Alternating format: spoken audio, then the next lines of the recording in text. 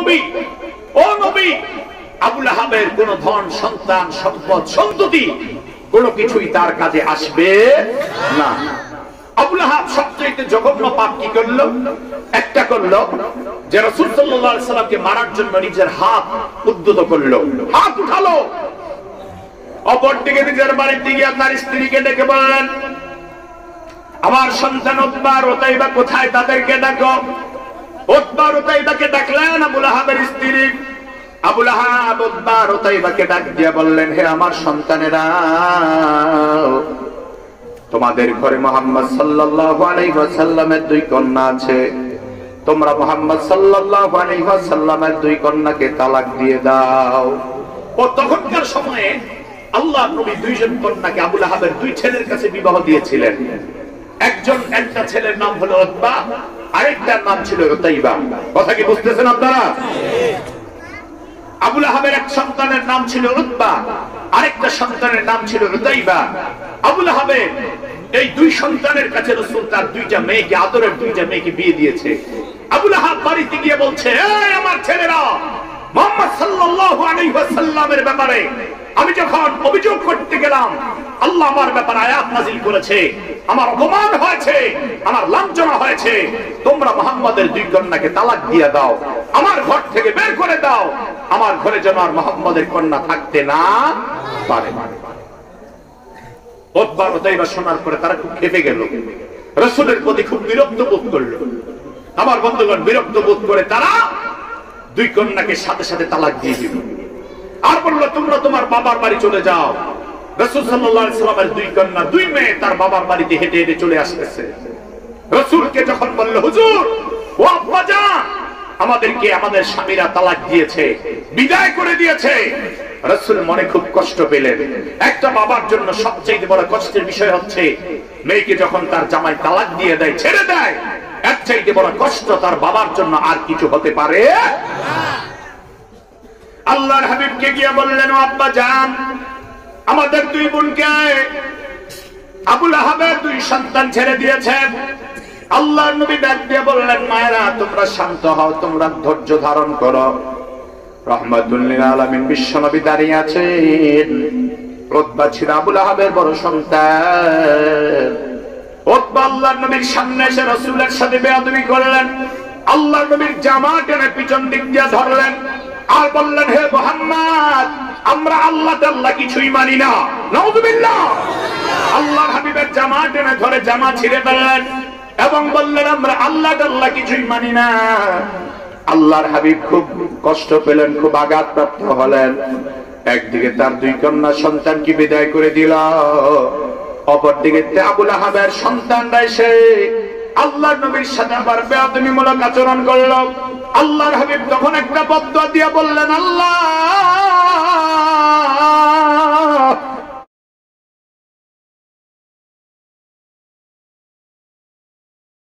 তারাও হাজির হয়ে গেল আর জিজ্ঞেস করলো, ইয়া মুহাম্মদ সাল্লাল্লাহু আলাইহি ওয়াসাল্লাম, তুমি আমাদেরকে সাফা পাহাড়ে উঠে কেন ডাকলা বলো। রাসূল বললেন, মক্কার লোকেরা, তোমরা আমার বড় আপনজন, তোমরা আমার বড় আপনজন। এই কথা বলবেন, তোমরা আমার বড় আপনজন, তোমরা আমার বড় আপনজন, তোমাদেরকে আমিও বিশ্বাস করি, তোমরাও আমাকে বিশ্বাস করো।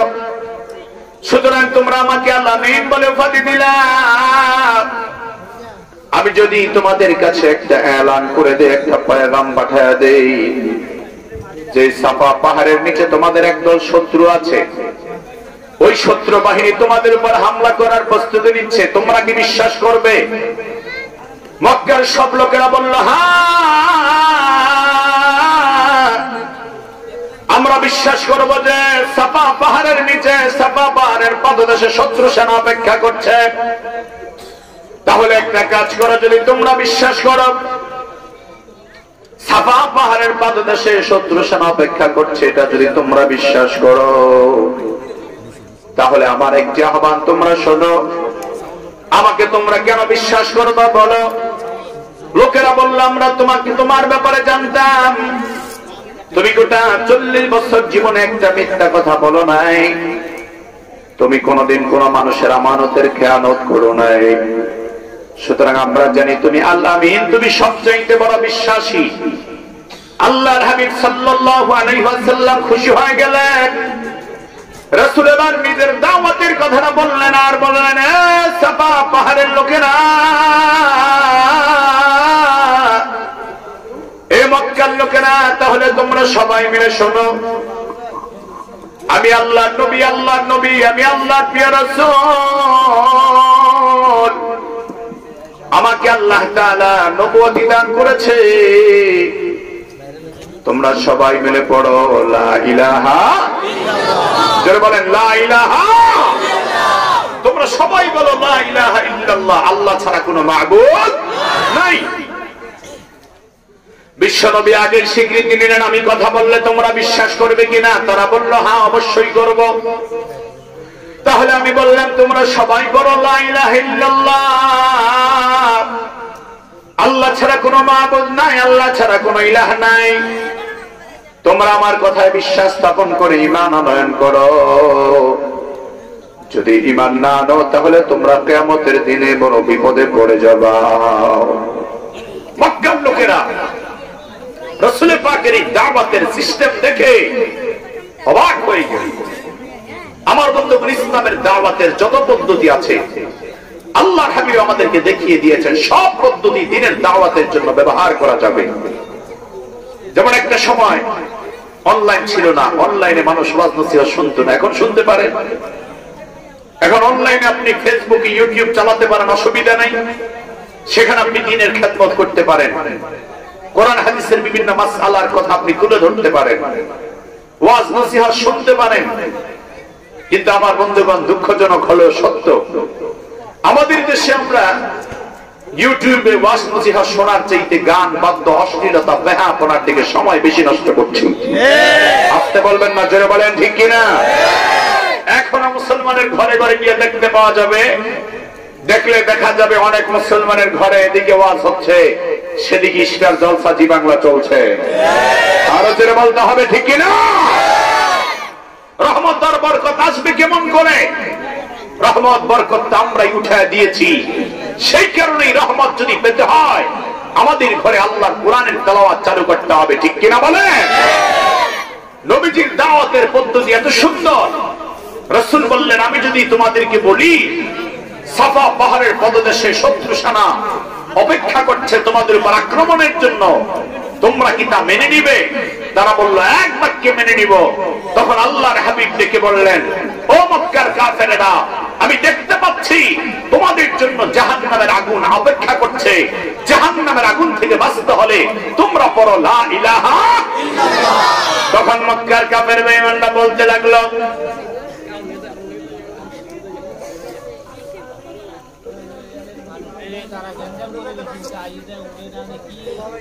তখন মক্কার কাফের বেঈমানরা বলতে লাগলো, তাব্বান লাকা ইয়া মুহাম্মাদ লিহাযা জামাতানা। মুহাম্মদ সাল্লাল্লাহু আলাইহি সাল্লাম, তুমি ধ্বংস হয়ে যাও। নাউযুবিল্লাহ, জোরে কও। আল্লাহর নবী কি বললেন, হে মুহাম্মদ তুমি ধ্বংস হয়ে যাও। লিহাযা জামাতানা, তুমি কি আমাদেরকে এজন্যই ডাকলা? এজন্য তুমি আমাদেরকে ডাকলা? হে মুহাম্মদ সাল্লাল্লাহু আলাইহি সাল্লাম, তুমি কি আমাদেরকে এজন্য ডেকেছো যে আমরা বাপ দাদার ধর্ম ছেড়ে তোমার ধর্ম গ্রহণ করব, ইসলাম ধর্ম গ্রহণ করব, এক আল্লাহ গোলামের স্বীকৃতি দিব? আমরা এটা কখনো মেনে নিব না। তাফসীরের বর্ণনায় এসেছে, আবু লাহাব সবচেয়ে বেশি খেপে গেল। আবু লাহাব রাসূলুল্লাহকে মারার জন্য হাত উঁচা করে উদ্যত করলো। আমার বন্ধুগণ, আল্লাহ পাক আবু লাহাবের হাতটাকে সাথে সাথে অবশ করে দিয়েছে।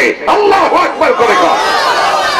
আমার বন্ধুগণ, বিশ্ব নবীকে মারার জন্য যেই হাত উপরের দিকে উঠে, সেই হাতকে আল্লাহ পাক রাখে না, সেই হাতকে আল্লাহ ভেঙে টুকরা টুকরা করে দেয়।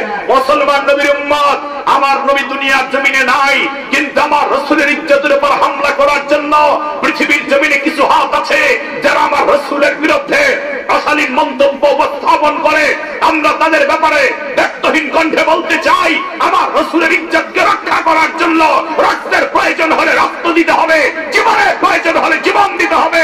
তারপরও কোন নাস্তিক, কোন মুরতাদ, আমার নবীর কোন দুশমনকে আমরা ছাড় দিতে পারবো না, পারবো না, পারবো না, ঠিক কিনা বলো? নবীর জন্য জান মাল কুরবান করতে তৈরি আছেন মুসলমান? কারা কারা তৈয়ার? হাত তুলে দেখা। নারায়ে তাকবীর, নারায়ে তাকবীর। আমার রাসূলের বিরুদ্ধে কোনো কথা, কোনো কলম যদি উঠে, সেই কলমের জবাব কে দিবেন? আমরা যদি জবাব নাও দেই, আমার আল্লাহ জবাব দেওয়ার জন্য প্রস্তুত রয়েছেন, ঠিক কিনা বলেন? আবু লাহাব বলল, তাব্বান লাকা ইয়া মুহাম্মদ আলি হাযা জামাতানা। খুব ভালো করে শুনুন, তোমরা ধ্বংস হও, মুহাম্মদ সাল্লাল্লাহু আলাইহি ওয়াসাল্লাম তুমি ধ্বংস হও। আমাদের কি তুমি এজন্য ডাকলা যে আমরা বাপদাদার ধর্ম ছেড়ে তোমার ধর্ম ইসলাম গ্রহণ করব, তোমার বাপদাদার ধর্ম ছেড়ে আমরা এক আল্লাহর গোলামি করব, এজন্য আমাদেরকে ডাকলা? আল্লাহ রাব্বুল আলামিন সাথে সাথে আবু লাহাবের ব্যাপারে সূরা নাযিল করে দিয়েছেন। জোরে বলেন আল্লাহু আকবার। আপনারা বলতে পারেন, হুজুর আবু লাহাব এমনটা করলো কেন? তাফসীরে এসেছে তিনটা কারণ আবু লাহাব এমন করেছে। এক নাম্বার হলো আবু লাহাব ছিল খুব সুন্দর। আবু লাহাব, লাহাব শব্দের অর্থ হচ্ছে আগুনের লাল আভা, আর আবু লাহাব মানে হচ্ছে লাল আবার বাবা। তার মানে হচ্ছে আগুনের রক্তিম বর্ণ যেটা, লাল বর্ণ যেটা, সেই কালারটা ছিল আবু লাহাবের। আবু লাহাবের জন্য তার মধ্যে সুন্দরের অহংকার ছিল, সুন্দরের খুব অহংকার ছিল আবু লাহাবের। আমার বন্ধুগণ, আমার প্রিয় ভাইয়েরা, আবু লাহাবের অহংকার ছিল তিনটা কারণে। এক নম্বর কারণ হলো সে ছিল সুন্দর। আপনারা বলেন, দুনিয়াতে আমার নবীর চাইতে সুন্দর কেউ আছে? আল্লাহর হাবিব বলেছেন, আমার প্রিয় ভাই ইউসুফ আলাইহিস সালাম হচ্ছে সাবিহুন ওয়া আনা বালিহুন। আমার ভাই ইউসুফ আলাইহিস সালাম হচ্ছে সাদা বর্ণ, আর আমি রাসূল পাক সাল্লাল্লাহু আলাইহি সাল্লাম হচ্ছি লাবণ্য বর্ণ। সাদা বর্ণের চাইতে লাবণ্য বর্ণ অনেক সুন্দর, অনেক চমৎকার। রাসূল পাকের কালারটা ছিল খুব চমৎকার। আমার রাসূল সাল্লাল্লাহু আলাইহি ওয়াসাল্লাম এত সুন্দর ছিলেন, এত সুন্দর ছিলেন।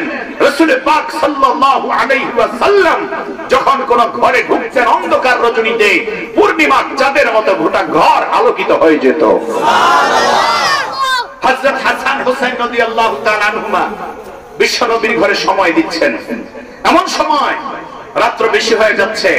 হযরত হাসান আর হুসাইন রাদিয়াল্লাহু তাআলা আনহুমা রাসূলকে বলেন, নানা ভাই, যারা গেট ডাল শেষ, আমরা আর আপনার ঘরে থাকতে পারবো না, আমরা আপনার ঘর ছেড়ে আমরা অন্য ঘরে চলে যাব। রাসূল বলেন, আমার হাতে তো টর্চ লাইট নেই, এখনকার সময়ের লাইট নেই, আলো নেই, বাতি নেই, হারিকেন নেই, কেমন করে তোমাকে পাঠাবো? হযরত হোসেন বলে, না না, তুমি দরজাটা ফাঁক করে একটা মুচকি হাসি দিয়ে রাখবা। রাসূল সাল্লাল্লাহু আলাইহি সাল্লাম দরজা খুলে মুচকি হাসি দিয়েছে। হাদিসে পাকের বর্ণনায় পাওয়া যায়, রাসূলুল্লাহর মুচকি হাসির কারণে দাঁত মোবারক থেকে এত আলো বিচ্ছুরিত হয়েছে, এক ঘর থেকে আরেক ঘর আলোকিত হয়ে গেছে। আমার রাসূল সাল্লাল্লাহু আলাইহি সাল্লাম শুধু এত সুন্দর নয়, আম্মা জান হযরত আয়েশা সিদ্দিকা রাদিয়াল্লাহু তাআলা আনহা হাদিসে পাকে বর্ণনা করেন, দুনিয়ার সব মানুষদের একটা সূর্য আছে যেটা ফজরের পরে উদিত হয়, মাগরিবের আগে অস্তমিত হয়ে যায়। আর আমার একটা সূর্য আছে যেটা এশার নামাজের পর উদিত হয় আর সুবহে সাদিকের সময় অস্ত যায়। আমার ঘরের সূর্য হচ্ছে, আমার ঘরের চাঁদ হচ্ছে, আমার ঘরের সূর্যের নাম হচ্ছে মুহাম্মাদুর রাসূলুল্লাহ সাল্লাল্লাহু আলাইহি ওয়াসাল্লাম। আম্মা জান হযরত আয়েশা সিদ্দিকা রাদিয়াল্লাহু তাআলা আনহা বলেন, আমি একদিন কাঁথা সেলাই করতে করতে সুই হারিয়ে ফেললাম, সুতা হারিয়ে ফেললাম। আমার ঘরে আলো ছিল না, বাতি ছিল না, কেমন করে আমি সুই সুতা তালাশ করে বের করব? আচ্ছা, অন্ধকার রজনীতে সুইয়ের ছিদ্র দিয়ে কি সুতা ঢুকানো সম্ভব হয়? সুইও হারিয়ে ফেললেন, সুতাও হারিয়ে ফেললেন। সুই সুতা হারিয়ে তিনি বসা আছেন। আল্লাহর হাবিব কখন ঘরে তাশরীফ আনবেন? আম্মা জান হযরত আয়েশা রাদিয়াল্লাহু তাআলা আনহা দুনিয়ার সব মানুষদেরকে অবাক করে বলেন, আমি অপেক্ষা আছি আমার রাসূল কখন আমার ঘরে তাশরীফ আনবে। বিশ্বনবী মুহাম্মদ সাল্লাল্লাহু আলাইহি ওয়াসাল্লাম যেই মাত্র ঘরে তাশরীফ আনলেন, গোটা ঘর নূরের আলোতে নূরান্বিত হয়ে গেল। হযরত আয়েশা সিদ্দিকা বলেন, আমি সুইও তালাশ করে পেলাম, সুতাও তালাশ করে পেলাম, সুইয়ের ছিদ্র দিয়ে সুতা ঢুকায়া আমি আবার কাঁথা সেলাই করতে বসলাম। দুনিয়াতে এখন সুন্দরী প্রতিযোগিতা হয়, মিস ওয়ার্ল্ড, সারা বিশ্বের বড় সুন্দরী প্রতিযোগিতার নাম। সারা বিশ্বের মধ্যে বড় বড় সুন্দরীদের প্রতিযোগিতা হয়, বিশ্ব সুন্দরীদের, সেরা সুন্দরীদের প্রতিযোগিতা হয়। আমার বন্ধুগণ, আজকে বাংলাদেশ কোথায় চলে গেছে আপনারা জানেন না। ইহুদি খ্রিস্টান বেঈমানের সভ্যতা আমার দেশটাকে ইউরোপ আফ্রিকায় পরিণত করার জন্য ষড়যন্ত্র করছে। ও মুসলমান, বুকের মধ্যে সাহস রাখতে হবে, দেশদিক ঈমান রাখতে হবে। আমার বাংলাদেশ আউলিয়া উলিয়ার দেশ, শাহজালাল শাহপরানের দেশকে খ্রিস্টান মুরতাদদের দেশ বানাতে আমরা দিব না, দিব না, দিব না। আজকে আপনার মেয়ে, আমার মেয়ে, আমার স্ত্রী, আপনার স্ত্রী অন্যের ভোগের সামগ্রী হয়ে যাচ্ছে। অবাক করা ব্যাপার হচ্ছে, আমাদের দেশে কিছু মানুষ নামের হনুমান আছে, ওরা নারী সমাজকে কলঙ্কিত করে রাস্তায় নেমে নামায় দিতে চায়। ঠিক কিনা বলেন? আরো জোরে বলতে হবে, ঠিক কিনা বলেন? নারী সমাজকে তারা রাস্তায় নামাতে চায়। এই জন্য নারী সমাজের মধ্যে কিছু নারী নেত্রী আছে যারা স্লোগান দিয়ে বেড়ায়, ভাঙ্গা করে থাকবো না, স্বামীর কথা মানবো না, দেখবো এবার জগৎটাকে কেমন করে ঘুরছে মানুষ, যুগ যুগান্তর, যুগ যুগের যুগান্তরে এইভাবে স্লোগান দিয়ে রাস্তায় নামছে।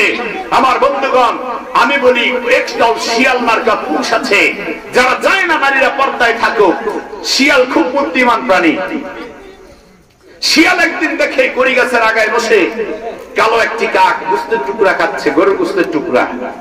শিয়াল খুব চিন্তা করলো, আমি অনেকদিন যাবত না খেয়ে আছি, আর সে আমার মাথার উপরে গোস্তের টুকরা খাবে, এটা হতে দিব না। শিয়াল বলে, শিয়াল তখন বুদ্ধি করে আওয়াজ করলেন, আমার জীবন আমি কত কাক দেখলাম, সব কাক দেখি কথা কয়, আর এটা কেমন কাক? এটা বোকা, এটা বোবা, এটা কথা বলতে পারে না। কাক বলে, আমি কথা বলতে পারি না, তোমাকে আমি কথা বলে দেখায় দিচ্ছি। এই বলে কাক কা কা করে যখন আওয়াজ করতে শুরু করলো, গোস্তের টুকরা মাটিতে পড়ে গেল, শিয়াল নিয়ে দৌড় মারলো। শিয়ালের খুব বুদ্ধিমান, চালাক শিয়াল, খুব বুদ্ধিমান। আমাদের দেশের একদল শিয়াল মার্কা পুরুষ আছে যারা মানুষ নামের হনুমান এদেশের নারী সমাজকে ইসলাম থেকে, বোরখা থেকে, পর্দা থেকে বিরত করে রাস্তার নোংরা পরিবেশে ছেড়ে দিয়া এদেশের নারী সমাজকে ভোগ করতে চায়। ওই সকল শিয়াল মার্কা পুরুষদের থেকে আমাদের নারী সমাজকে রক্ষা করতে হলে প্রতিটা মুসলমানের মেয়েকে পর্দা করা বাধ্যতামূলক। ঠিক কিনা বলে? আমার সমাজে আজকে কি ঘটনা ঘটছে, সারা বিশ্বের পত্রিকার পাতাগুলি আজকে হেডলাইন হয়ে যায়। বাংলাদেশের অকারেজগুলি, কিছুদিন আগে একটা মেয়ে অনুশোকা নামের যে মেয়েটি মৃত্যুবরণ করলো বয়ফ্রেন্ডের বাসায় গিয়া। মা বাবা খুব খুশি, আমার মেয়ে বয়ফ্রেন্ড রাখে, আমার মেয়ে বয়ফ্রেন্ড নিয়ে ঘুরে। বয়ফ্রেন্ড, আমার ভাইয়েরা, বয়ফ্রেন্ড আর গার্লফ্রেন্ড ইসলামে হারাম। কথা বলেন কি? যেটা বলেন ইসলামে কি? বয়ফ্রেন্ড মুসলমান বানাতে পারে না মুসলমানের মেয়ে, গার্লফ্রেন্ড মুসলমানের ছেলে বানাতে পারে না।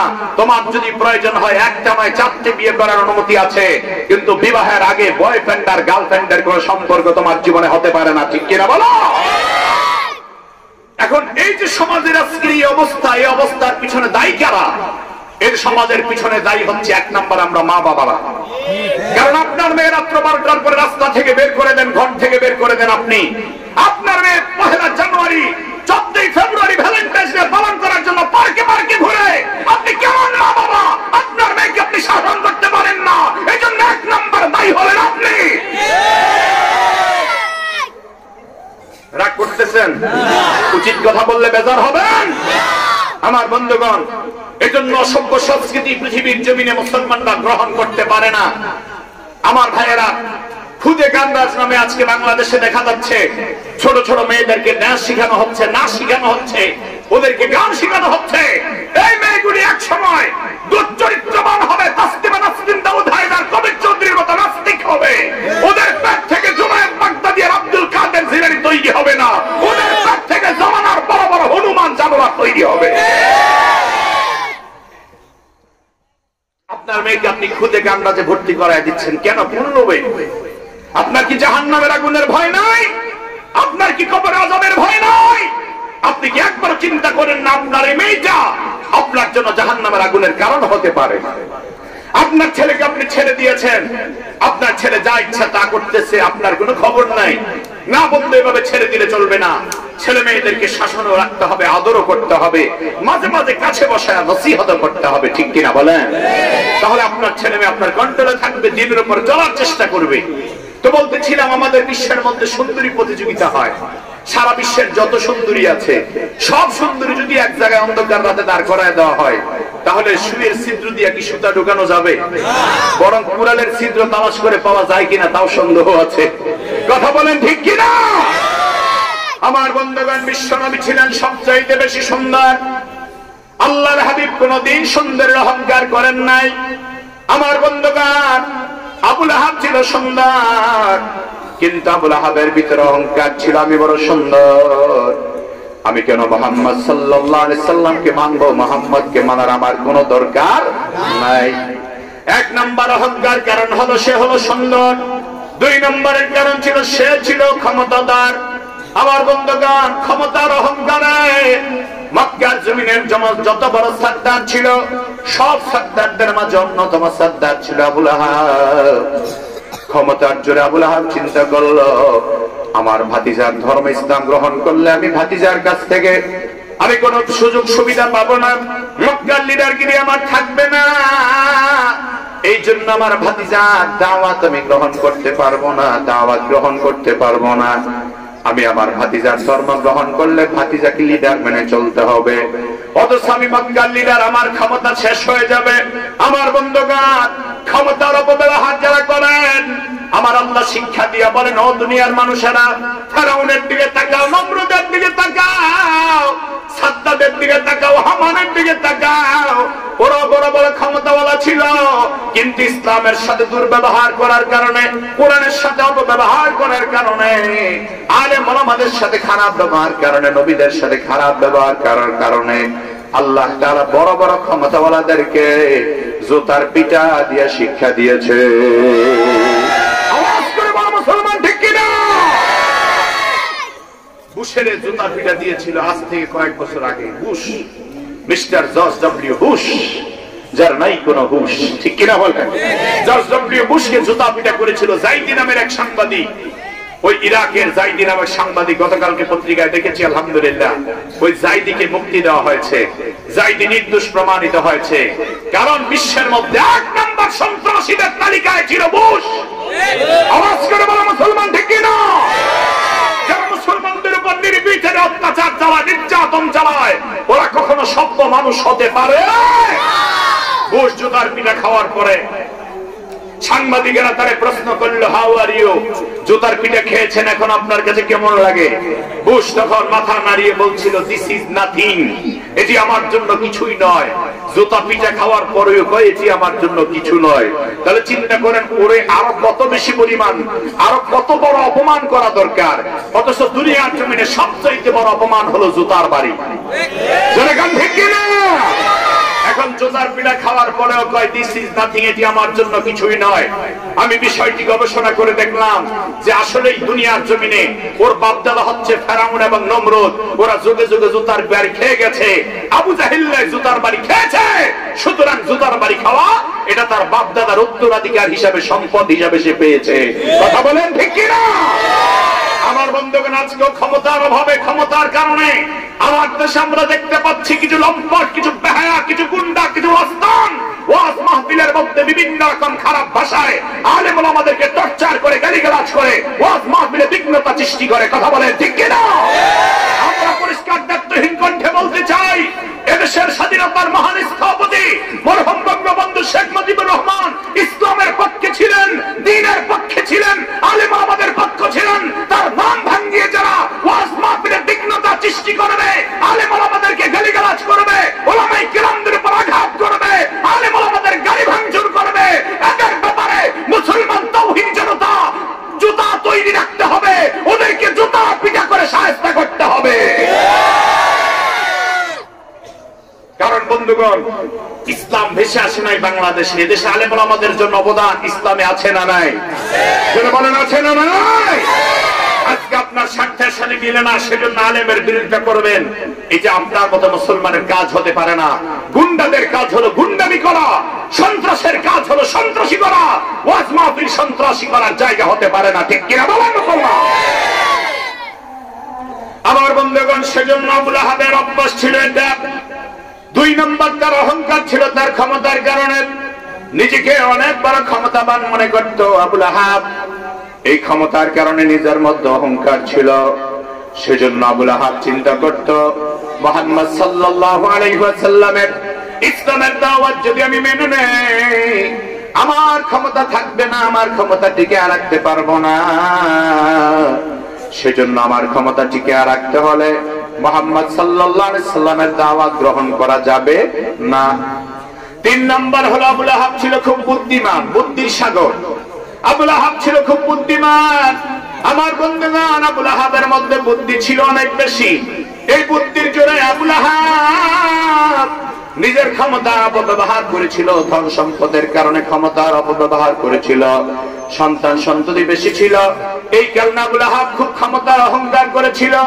আমার বন্ধুগণ, ওই সব কারণে আবু লাহাব আল্লাহর হাবিবের একত্ববাদের দাওয়াতকে গ্রহণ করতে পারে নাই।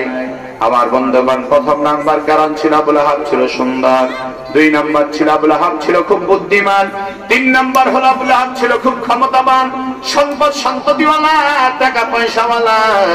আল্লাহ বলে, দুনিয়ার মানুষেরা তোরা যত বড় ক্ষমতাওয়ালা হোক না কেন, আমি আল্লাহ হলাম সবচাইতে ধনী। তোরা দুনিয়ার সব মানুষ শুনে আমি আল্লাহর কাছে ফকির, ঠিক কিনা? সব হলাম ফকির, আমি আল্লাহ হলাম ধনী।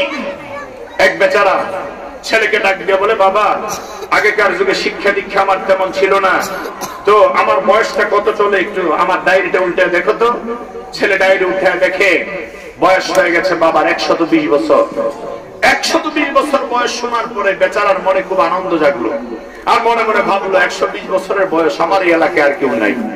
এই এলাকা ছেড়ে খুব মনের আনন্দে আরেক এলাকার দিকে যাচ্ছে। গিয়ে দেখে বাড়ির আঙ্গিনায় বাড়ির পাশে বসে এক বেচারা চুলদারি সাদা বসে বসে কাঁদতেছে। মনে মনে চিন্তা করলে লোকটার বয়স মনে হয় আমার চাইতে বেশি হতে পারে। কাছে গিয়ে জিজ্ঞেস করে, ভাইজান আপনি কাঁদেন কেন, কি ব্যাপার, আপনার কেউ মেরেছে নাকি? গাড়ি মিয়া, আপনি বললেন না আমাকে আমার আব্বা মেরেছে। আপনাকে আপনার আব্বা মারছে, তার মানে আপনার চুলদারি সাদা। আপনার বয়স কত? আমার বয়স বেশি না, মাত্র 150 বছর। আমার বয়স 150 বছর। আপনার আবার আব্বাও আছে? কয় হ্যাঁ, আমার আব্বাও আছে। আপনার আব্বা বেকুফ নাকি এত 150 বছরের বয়সের ছেলেটাকে মেরেছে? বাড়িতে গিয়া তার বাবাকে প্রশ্ন করলেন, চাচা এই যে দরজার পাশে বসে ছেলেটা কান্দে, এটা কি আপনার ছেলে? বলে হ্যাঁ। বয়স নাকি 150 বছর? কয় হইতে পারে হিসাব করলে। তো আপনি 150 বছরের ছেলেটাকে মারলেন কেন? মেয়ে, এটা আমাদের পারিবারিক ব্যাপার, আপনি আবার কোন জায়গা থেকে ঝগড়া বাঁধাইতে আসছেন? আসলে আজকে সকালবেলা তার দাদা বলছিল ওজুর পানি দিতে, তার দাদারে ওজুর পানি দেয় না। আমার ভাইয়েরা, দুনিয়াতে সব চাইতে বড় অহংকারী আর ক্ষমতার মসনদকে ভেঙে দিতে পারে কে? আরো যারা আওয়াজ করে বলেন কে? সব ক্ষমতার মালিক কে? আমাদের আল্লাহ সব ক্ষমতার মালিক। সুতরাং আবু লাহাব অহংকার করেছে, আবু লাহাব ক্ষমতার পরভং দেখিয়েছে, আবু লাহাব ক্ষমতার চূর্ণ বিচূর্ণ হওয়ার আশঙ্কা করেছে। আল্লাহ কয়, ও নবী, আপনার উপর আমি আল্লাহ আয়াত নাযিল করে দিয়ে বললাম, তাব্বাত ইয়াদা আবি লাহাবিন ওয়া তাব্বা। তার মানে হচ্ছে আবু লাহাব ধ্বংস হয়ে যাক, আবু লাহাবের 2 হাত ধ্বংস হয়ে যাক। যে আবু লাহাব মুহাম্মদ সাল্লাল্লাহু আলাইহি ওয়াসাল্লামকে মারার জন্য হাত উত্তোলন করেছে, ওই হাত দুনিয়ার জমিনে আর থাকতে পারে না, থাকতে পারে না, থাকতে পারে না, ঠিক কিনা বলে? আল্লাহ রাব্বুল আলামিন বলেন, আমার সাথে বলেন, তাব্বাত ইয়াদা আবি লাহাবিন ওয়া তাব মা আগনা আনহু মালুহু ওয়া মা কাসাব সায়াসলা নারান যাতা লাহাবিন ওয়া ইমরাআতুহু হাম্মালাতাল হাতাব في جيدها حبل من مسد।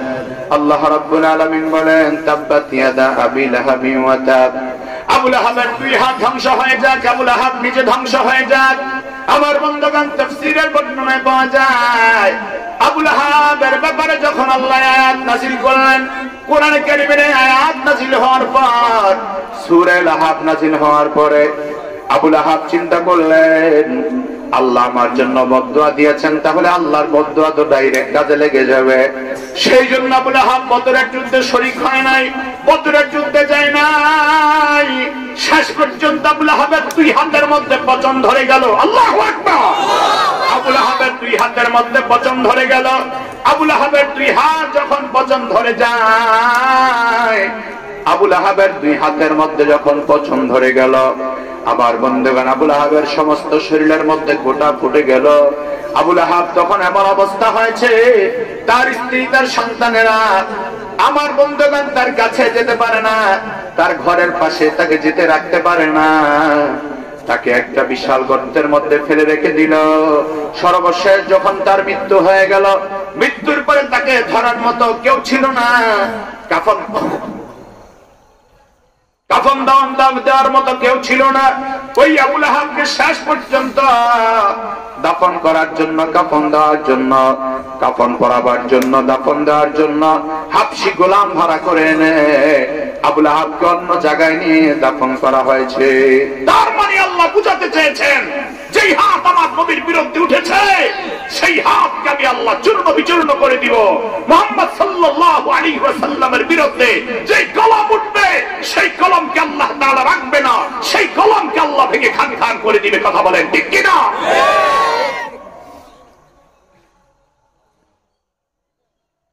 আমার বন্ধুগণ, শেষ পর্যন্ত আবুল আহাবকে আল্লাহ তাআলা দুনিয়া থেকে নিষ্কৃতি করে দিয়েছেন, দুনিয়া থেকে লাঞ্ছিত অপমানিত করে বিদায় করেছেন। আবুল আহাবকে আল্লাহ বলেন, মা আগনা আনহু মালুহু ওয়া মা কাসাব। ও নবী, আবুল আহাবের কোন ধন সন্তান সম্পদ সন্ততি কোনো কিছুই তার কাজে আসবে না। আবুল আহাব সবচেয়ে জঘন্য পাপ কি করলো? একটা করলো যে রাসূল সাল্লাল্লাহু আলাইহি সাল্লামকে মারার জন্য নিজের হাত উদ্যত করলো, হাত উঠালো। অপরদিকে নিজের বাড়িতে গিয়ে আপনার স্ত্রীকে ডেকে বললেন, আমার সন্তান উতবা আর উতাইবা কোথায়, তাদেরকে ডাকো। উতবা আর উতাইবাকে ডাকলেন আবুল আহাবের স্ত্রী। আবুল আহাব উতবা আর উতাইবাকে ডাক দিয়ে বললেন, হে আমার সন্তানেরা, তোমাদের ঘরে মুহাম্মদ সাল্লাল্লাহু আলাইহি ওয়াসাল্লামের দুই কন্যা আছে, তোমরা মুহাম্মদ সাল্লাল্লাহু আলাইহি ওয়াসাল্লামের দুই কন্যাকে তালাক দিয়ে দাও। ও তখনকার সময়ে আল্লাহর নবী দুইজন কন্যাকে আবুল আহাবের দুই ছেলের কাছে বিবাহ দিয়েছিলেন। একটা ছেলের নাম হলো উতবা, আরেকটার নাম ছিল উতাইবা। কথা কি বুঝতেছেন আপনারা? আবুল আহাবের এক সন্তানের নাম ছিল উতবা, আরেকটা সন্তানের নাম ছিল উতাইবা। আবুল আহাবের এই দুই সন্তানের কাছে রাসূল তার দুইটা মেয়েকে, আদরের দুইটা মেয়েকে বিয়ে দিয়েছে। আবুল আহাব বাড়িতে গিয়ে বলছে, এই আমার ছেলেরা, মুহাম্মদ সাল্লাল্লাহু আলাইহি ওয়াসাল্লামের ব্যাপারে আমি যখন অভিযোগ করতে গেলাম, আল্লাহ আমার ব্যাপারে আয়াত নাযিল করেছে, আমার অপমান হয়েছে, আমার লাঞ্ছনা হয়েছে, তোমরা মুহাম্মাদের দুই কন্যাকে তালাক দিয়ে দাও, আমার ঘর থেকে বের করে দাও, আমার ঘরে যেন আর মুহাম্মাদের কন্যা থাকতে না পারে। উতবা উতাইবা শোনার পরে তারা খুব ক্ষেপে গেল, রাসূলের প্রতি খুব বিরক্ত বোধ করলো। আমার বন্ধুগণ, বিরক্ত বোধ করে তারা দুই কন্যাকে সাথে সাথে তালাক দিয়ে দিল আর বললো, তোমরা তোমার বাবার বাড়ি চলে যাও। রাসূল সাল্লাল্লাহু আলাইহি ওয়াসাল্লামের দুই কন্যা, দুই মেয়ে তার বাবার বাড়িতে হেঁটে হেঁটে চলে আসতেছে। রাসূলকে যখন বলল, হুজুর, ও আব্বাজান, আমাদেরকে আমাদের স্বামীরা তালাক দিয়েছে, বিদায় করে দিয়েছে। রাসূল মনে খুব কষ্ট পেলেন। একটা বাবার জন্য সবচেয়ে বড় কষ্টের বিষয় হচ্ছে মেয়েকে যখন তার জামাই তালাক দিয়ে দেয়, ছেড়ে দেয়, এর চাইতে বড় কষ্ট তার বাবার জন্য আর কিছু হতে পারে না। আল্লাহর হাবিবকে গিয়ে বললেন, ও আব্বাজান, আমাদের দুই বোনকে আবুল আহাবের দুই সন্তান ছেড়ে দিয়েছেন। আল্লাহর নবী ডাক দিয়ে বললেন, মায়েরা, তোমরা শান্ত হও, তোমরা ধৈর্য ধারণ করো। রাহমাতুল লিল আলামিন বিশ্বনবী দাঁড়িয়ে আছেন। উতবা ছিল আবুল আহাবের বড় সন্তান। উতবা আল্লাহর নবীর সামনে এসে রাসূলের সাথে বেয়াদবি করলেন। আল্লাহর নবীর জামা টেনে পিছন দিক দিয়ে ধরলেন আর বললেন, হে মুহাম্মদ, আমরা আল্লাহ তাআলা কিছুই মানি না। নাউযুবিল্লাহ।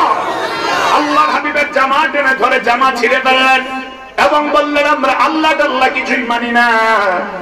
আল্লাহর হাবিব খুব কষ্ট পেলেন, খুব আঘাতপ্রাপ্ত হলেন।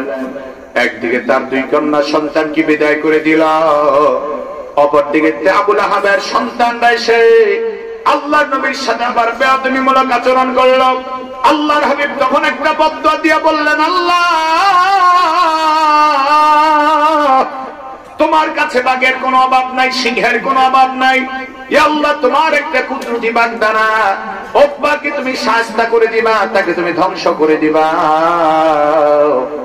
আমার বন্ধুগণ, উতবা ভয়তে ঘরের বাহিরে যায় না। রাসূলুল্লাহর বদদোয়া তার জন্য কবুল হয়ে গেছে। কারণ আমার নবীর দোয়া যেমন ডাইরেক্ট কবুল হয়ে যায়, বদদোয়া তেমন কবুল হয়ে যায়, ঠিক কি না? আল্লাহ নবী বদদোয়া করলেন, আল্লাহ আপনার বাঘ সমূহ থেকে একটা বাঘ দিয়া আপনি উতবাকে শায়েস্তা করে দেন, আপনি তাকে শাসন করে দেন। রব্বুল আলামিন আর দেরি করলেন না, উতবা রওনা হয়ে গেলেন সিরিয়ার জমিনে সফর করার জন্য। যেই মাত্র সিরিয়া ব্যবসার উদ্দেশ্যে রওনা হলেন, বন্ধু বান্ধবের বিশাল বড় এক কাফেলা নিয়ে উতবা যখন নাকি বন্ধু বান্ধবের সাথে কাফেলায় করে রওনা হলেন, বন্ধুরা সবাই উতবার ডানে বামে শুয়ে পড়ল আর উতবাকে টিলার উপরে পাহাড়ের উপর উঠায় দিল। তারা চিন্তা করলেন, যদি রাতের বেলা বাঘ আসে আমরা সজাগ হয়ে যাব, আমরা বাঘকে মেরে ফেলবো। উতবাকে আর বাঘ তালাশ করে পাবে না, বাঘ খেতে পারবে না।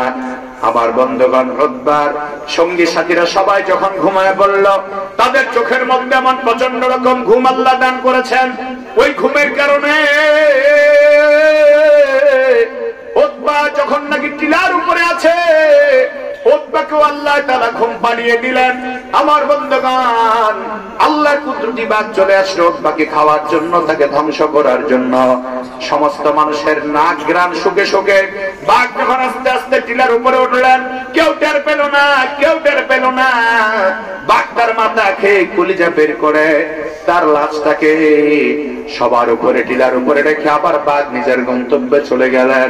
সকালবেলা তারা দেখতে পেল আবু লাহাবের সন্তান উতবার কলিজাটা বাঘ চিবে চিবে খেয়ে তার মরদেহটা রেখে গিয়েছে, অথচ অন্য কারো কোনো ক্ষতি করে নাই, অন্য কাউকে একটা টাচও করে নাই। এটা আল্লাহ নবী বিশ্ব নবীর বদদোয়া, ঠিক কি না? আমার বন্ধুগণ, তাদের দরকার ছিল তারা আল্লাহর নবীকে কষ্ট না দেওয়া, বরং তাদের দরকার ছিল যে মা বাবা আল্লাহর নবীর কাছে যাওয়ার জন্য নিষেধ করে রাসূলের মেয়েদেরকে তালাক দিতে বলল, আল্লাহর নবীর সাথে বেয়াদবি আচরণ করতে বলল, তাদের দরকার ছিল মা বাবার কথা না মানা। কারণ লা তাআতা লি মাখলুকিন ফি মাসিয়াতিল খালিক, যেখানে আল্লাহর নাফরমানি হয়, রাসূলের নাফরমানি হয়, সেখানে আল্লাহর নাফরমানি যুক্ত কোনো কথা মানা যাবে। আমার মাও যদি আল্লাহর বিরুদ্ধে কথা বলে, এটাও আমি মানতে পারবো। আমার বন্ধুগণ, অথচ সাহাবায়ে কেরাম জীবন দিয়েছেন, রক্ত দিয়েছেন, সাহাবায়ে কেরাম সংসার ছেড়েছেন, মা বাবা ছেড়েছেন, আল্লাহর হাবিবকে পাওয়ার জন্য তারা দিন-রাত পরিশ্রম করেছেন। আল্লাহর হাবিবকে পাওয়ার জন্য তারা দিন-রাত মেহনত পরিশ্রম করেছেন। আমার বন্ধুগণ, আব্দুল উজ্জা নামে একটা যুবক, আল্লাহর নবী যখন হিজরত করে মক্কা থেকে মদিনায় গেলেন, মদিনাতুল মুনাওয়ারায় যখন ইসলামের প্রচার কার্য শুরু হয়ে গেল, ইসলামের প্রচার যখন শুরু হয়ে গেল, চতুর্দিকে প্রচারণা চলতে লাগলো, তখন মদিনার জমিনে একটা যুবক 25 বছর বয়স তার, ওই যুবকের বাবা দুনিয়ার জমিনে বেঁচে নাই। তারিখের কিতাবে লেখে, ইতিহাসের কিতাবে পাওয়া যায়, ওই যুবকের নাম ছিল আব্দুল উজ্জা। বাবা দুনিয়াতে বেঁচে নাই, বাবা দুনিয়ায় নাই, চাচার বাড়িতে থাকেন আব্দুল উজ্জা, মার বিবাহ হয়ে গেছে অন্য বাড়িতে। আব্দুল উজ্জা চিন্তা করলেন, নবীজির আগমনের খবর পাওয়ার পর আব্দুল উজ্জা চলে গেলেন আল্লাহ নবী বিশ্ব নবী রাহমাতুল লিল আলামিনের দরবারে। আল্লাহর হাবিব রাহমাতুল লিল আলামিনের দরবারে গিয়ে বললেন, ইয়া রাসূলুল্লাহ, ও আল্লাহর প্রিয় নবী, আপনি আমাকে ইসলামের দাওয়াত দিয়ে দেন, ইসলামের কালিমা পড়ায় দেন। আল্লাহর হাবিব তাকে ইসলামের কালিমা পড়ায় দিলেন, নতুন করে নাম রেখে দিলেন আব্দুল্লাহ। আব্দুল উজ্জার নামটা পরিবর্তন করে আব্দুল্লাহ রেখে দিলেন। রাসূল তাকে সবক দিলেন, তুমি 5 ওয়াক্ত নামাজ পড়বা, আমি রাসূলের প্রতি দুরূদ শরীফ পাঠ করবা এবং মহান মালিক আল্লাহ পাকের নামে তাসবিহ আদায় করবা। আব্দুল্লাহ যখন ইসলাম ধর্ম গ্রহণ করে বাড়িতে চলে গেল, চাচা দেখতে পেল আব্দুল্লাহর মধ্যে এমন পরিবর্তন, আব্দুল উজ্জার মধ্যে এমন পরিবর্তন। আব্দুল উজ্জা প্রতি মুহূর্তে জবানের ঠোঁট নাড়তেছে আর আল্লাহ পাকের জিকির করতেছে। চাচা ডাক দিয়া বলল, আব্দুল্লাহ রে, হে আব্দুল উজ্জা রে, তুমি কি তোমার ইসলাম ধর্ম গ্রহণ করে ফেলেছো নাকি? হযরত আব্দুল্লাহ বললেন, হ্যাঁ চাচা, আমি ইসলাম ধর্ম গ্রহণ করে ফেলেছি। আমি মুহাম্মদ সাল্লাল্লাহু আলাইহি ওয়াসাল্লামের হাতে হাত দিয়ে কালিমা পড়েছি। আব্দুল উজ্জাকে ডাক দিয়ে বলে, আব্দুল উজ্জা রে, আমার বাড়িতে থাকতে হলে ইসলাম ধর্ম মেনে তুমি থাকতে পারবে না। সময় দিলাম কয়েক সেকেন্ড, ইসলাম ধর্ম তুমি ছেড়ে দাও। হযরত আব্দুল্লাহ ডাক দিয়ে বলেন, চাচা গো, কয়েক সেকেন্ড সময় নয়, যদি আমার জীবনটা বিপন্ন হয়ে যায় তারপর ইসলাম ধর্ম গ্রহণ করেছি, ইসলাম ধর্ম আমি কোনোদিনও ছাড়বো না গো চাচা। আব্দুল্লাহ যখন এমন জবাব দিলেন, আব্দুল্লাহ চাচার মেজাজ গরম হয়ে গেল। আব্দুল্লাহ চাচা ডাকতে বলে, আব্দুল উজ্জা, তাহলে একটা কাজ করো, আমার বাড়ি ছেড়ে চলে যাও। হযরত আব্দুল্লাহ চিন্তা করলেন, বাড়ি ছাড়বো তারপরও রাসূলকে ছাড়বো না, বাড়ি ছাড়বো, গাড়ি ছাড়বো, চাচাকে ছাড়বো, তারপরও আল্লাহর নবীকে ছাড়বো না। আব্দুল্লাহ ডাকতে বললেন, চাচা গো, যদি আপনার বাড়ি ছেড়ে আমাকে যেতে হয় বাড়ি ছেড়ে দিব চাচা, তারপরও মুহাম্মদুর রাসূলুল্লাহকে ছাড়তে পারবো না। আব্দুল্লাহ চাচা ডাক দিয়া বলে, তাহলে তুমি আমার বাড়ি ছেড়ে চলে যাও। রাতের বেলা আব্দুল্লাহ নিজের বাড়ি ছেড়ে চাচার বাড়ি ছেড়ে রওনা হলেন। আমার বন্ধুগণ যখন রওনা হলেন, চাচা ডাক দিয়া বলে, আব্দুল্লাহ, তোমার পরনের পাঞ্জাবি, তোমার পরনের জামা আমার কিনা টাকায় জামা দেওয়া, তুমি আমার কিনা টাকার জামাটা আমাকে ফেরত দিয়ে যাও। হযরত আব্দুল্লাহ সঙ্গে সঙ্গে জামাটা খুলে ফেললেন, জামাটা খুলে চাচার কাছে দিয়ে দিলেন। এবার ডাক দিয়ে বলে, আব্দুল্লাহ রে, তোর পরনের যে লুঙ্গিটা, আমার লুঙ্গিটাও খুলে দাও। আমার কোনো কিছু নিয়ে তুমি মুহাম্মাদের দরবারে যেতে পারবা না। হযরত আব্দুল্লাহ বলে, চাচা গো, আমার তুমি অপমানিত করিও না, আমার লুঙ্গি খুইলা রাইখা দিও না। চাচা ডাক দিয়ে বলে, ভাতিজা রে, যদি লুঙ্গি রাখতে চাও তাহলে ঈমান ছেড়ে দাও, ইসলাম ছেড়ে দাও। হযরত আব্দুল্লাহ বললেন, না চাচা, ইসলাম গ্রহণ করেছি অনেক কষ্ট করে, ইসলাম আমি ছাড়তে পারবো না, কালিমা আমি ছাড়তে পারবো না। সঙ্গে সঙ্গে চাচা দেখা গেল হযরত আব্দুল্লাহর উপর রুষ্ট হয়ে গেলেন, তার উপর রাগ করে ফেললেন আর বললেন, তুমি আমার লুঙ্গিটা দিয়ে তারপরে তুমি যেখানে ইচ্ছা সেখানে চলে যাও। হযরত আব্দুল্লাহ 25-26 বছর বয়সের যুবক, নিজের লুঙ্গিটা খুলে ফেলা শুরু করলেন। নিজের লুঙ্গিটা খুলে চাচার দিকে ইশারা দিয়া লুঙ্গিটা দিয়া বলল, চাচা গো, লুঙ্গি দিতে পারবো, তারপরে ঈমান দিতে পারবো না। ও চাচা, জামা দিতে পারবো, তারপরে ঈমান দিতে পারবো না। চাচাকে ডাকতে বললেন, চাচা আমি চলে যাচ্ছি। এই কথা বলে হযরত আব্দুল্লাহ গাছের বড় বড় কয়েকটা পাতা নিয়ে লজ্জাস্থানটা থেকে চিন্তা করলেন কার কাছে যাওয়া যায়। আমার বন্ধু চিন্তা করলেন, যাওয়ার পথে তো আমার মায়ের বাড়িটা পড়ে, মার বাড়িতে চলে যাব। কারণ আমার বন্ধুগণ, দুনিয়ার জমিনে দুঃখ বুঝার যদি কেউ থাকে সেটা হলো মা।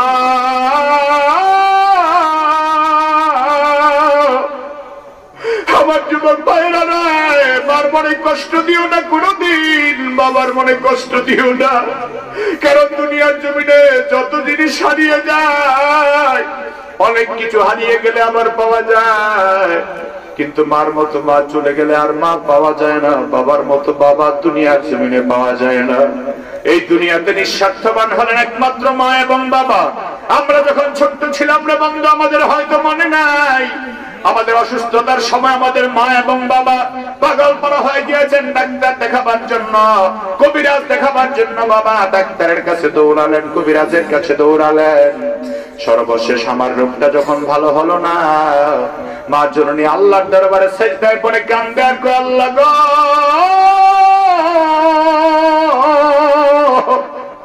আমার সন্তানের রোগটা তুমি ভালো করে দাও, না হয় আমার সন্তানের রোগটা আমার দিয়ে দাও, তারপর আমার কলিজার টুকরাটাকে ভালো করে দাও। ওরে যুবক, মা বাবা তো এমন এক নেয়ামত, এমন এক নেয়ামত, দুনিয়ার জমিনে সবাই আপনার জন্য যা করবে স্বার্থের বিনিময় করার চেষ্টা করবে রে বন্ধু, কিন্তু আমার আপনার মা বাবা আমার আপনার জন্য যা করবে কোন স্বার্থ নাই, নিঃস্বার্থ ভাবে করবে। হযরত আব্দুল্লাহ নিজের মায়ের বাড়ির কাছে গিয়া হযরত আব্দুল্লাহ নিজের মায়ের বাড়ির দরজা আওয়াজ দিয়ে বললেন, মা গো। রাত্র গভীরে সন্তানের ডাকের আওয়াজ শুনতে পাইয়া মা কয়, বাবা আব্দুল্লাহ রে, এত গভীর রাত তুই আমার দরবারে হাজির হলি কেন বল? ও গো মা, তুমি জানো না আমার চাচা আমার বাড়ি থেকে বের করে দিয়েছে। আমার সামনে তুমি আসবো না গো মা। আমার পরনে কোনো কাপড় নাই, আমার পরনে লুঙ্গি নাই, আমার পরনে জামা নাই।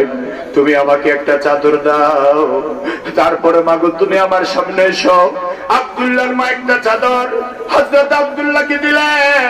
হযরত আব্দুল্লাহ চাদরটা পেঁচে আমার সামনে হাজির হয়ে বললেন, মাগো আমি চলে যাই বিশ্বনবীর দরবারে, যেহেতু দুনিয়া আমার বাবা নাই, তুমি মা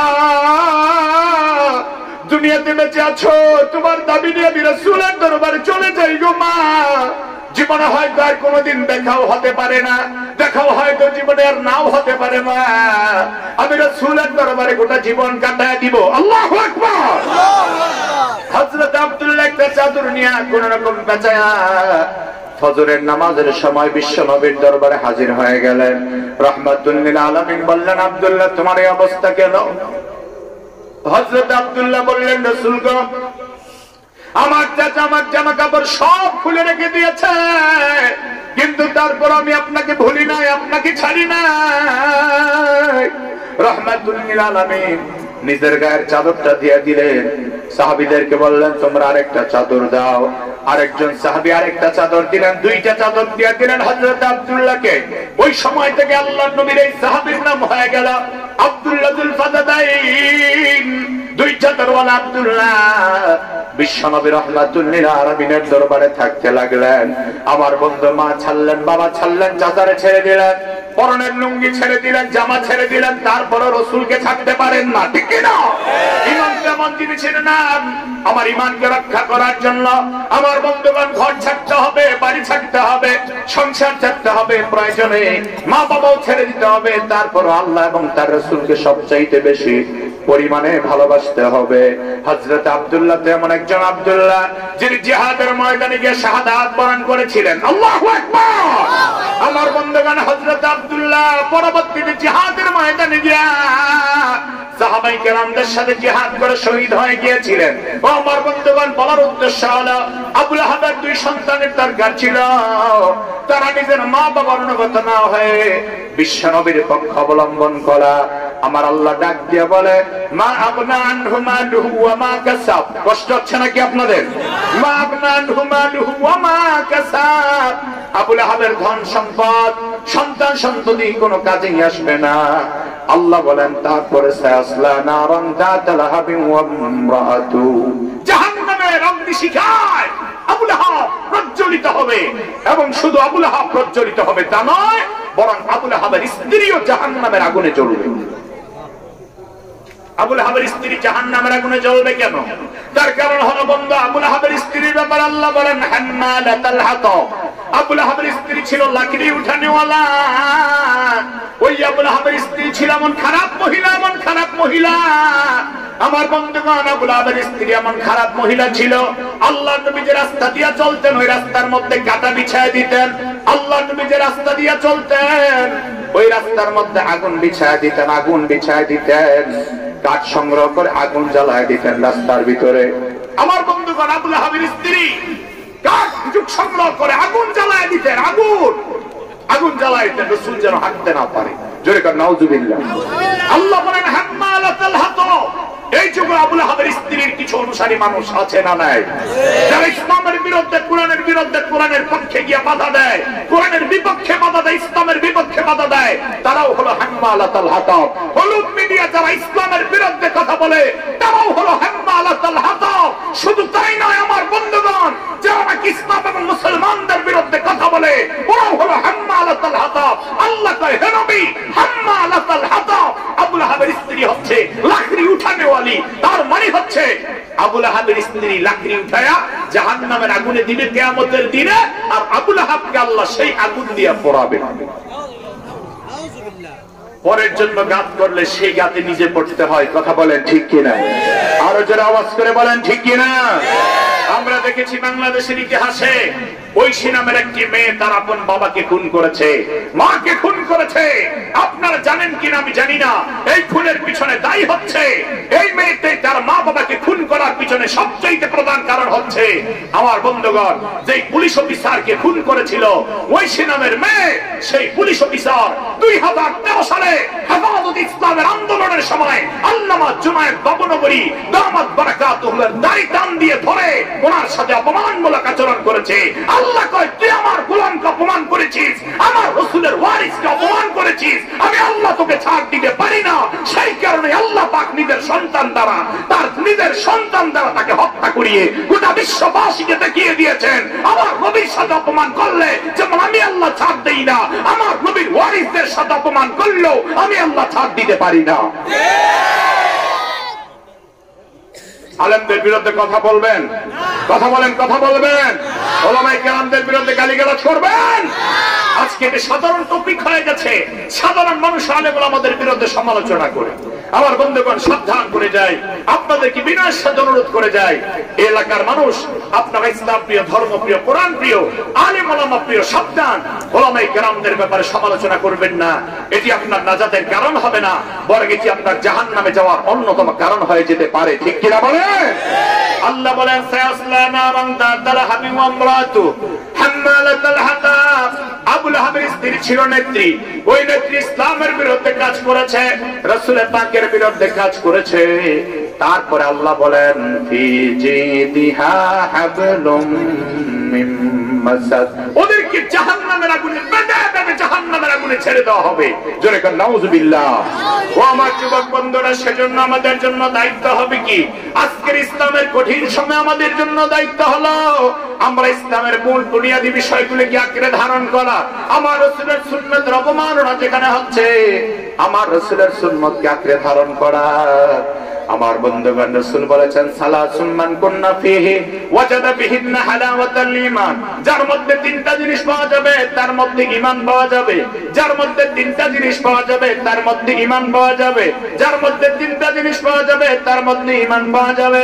এক নাম্বার হলো মান কানাল্লাহু ওয়া রাসূলুহু আহাব্বা ইলাইহি মিম্মা সাওয়াহুমা।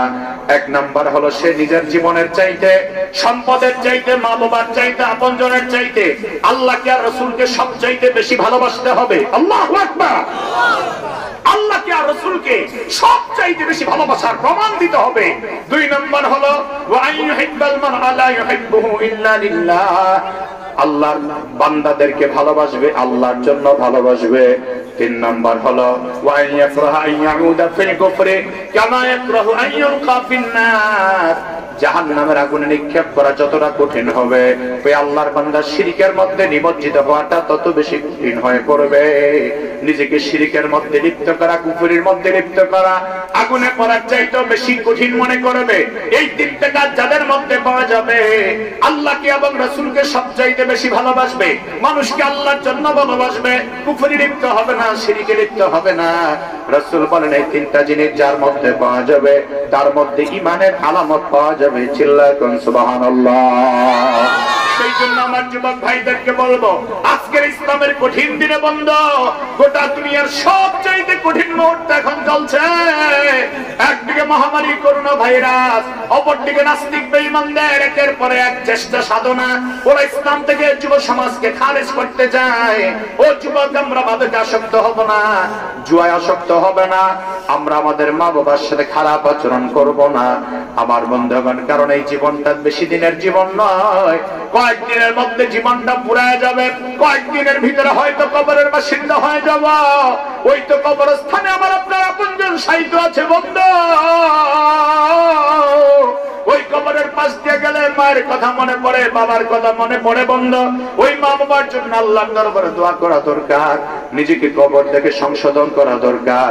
জীবনে যত অপরাধ করেছি, অন্যায় করেছি, আচরণ খারাপ করেছি, আল্লাহর যত নাফরমানি কাজ দুনিয়ার জীবনে করেছি, আল্লাহর কাছে ক্ষমা চাওয়া দরকার এবং 5 ওয়াক্ত নামাজের পাবন্দি করা দরকার এবং আল্লাহর দরবারে তওবা করে ফিরে আসা দরকার। যদি আমার বন্ধুগণ এখন যদি ফিরতে না পারে, জীবনে হয়তো ফিরার সময় আল্লাহ নাও দিতে পারেন। এই জন্য ওয়াজ মাহফিল শোনার পরে আমরা আবুল আহাবের মতো হতে চাই না, আমরা হব হযরত আবু বকরের মতো, আমরা হব হযরত ওমরের মতো, ঠিক কি না? আমরা হব হযরত ওসমানের মতো, আমরা হব হযরত আলী রাদিয়াল্লাহু তাআলা আনহুর মতো, আমরা হব হযরত হাসান আর হোসেন রাদিয়াল্লাহু তাআলা আনহুর মতো।